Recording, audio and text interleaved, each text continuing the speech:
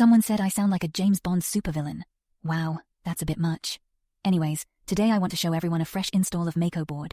It's a simple setup for a client. The client didn't want to have to log into Google Analytics and then Shopify, so we installed a MakoBoard on a subdomain of theirs and combined the most desired Google Analytics and Shopify data they wanted. At the top, they can see from Analytics today's page views, along with yesterday, last 7 days, last 28, last 60, and last 90 days. They can also see the revenue generated this month, data straight from Shopify's API. They can see their top customers for the last year, as well as their top selling products for the same time period, again straight from Shopify.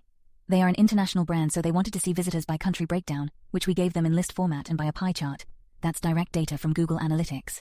All these widgets are available within the Google Analytics app and Shopify app, which are a part of the launch bundle. We can create widgets from any platform that has an API or data sharing connector. So any suggestions or desires, just let us know. Oh, finally. Glad you can join us, Mr. Bond. If you have any questions or suggestions, you can contact us at any time and we'll be glad to help.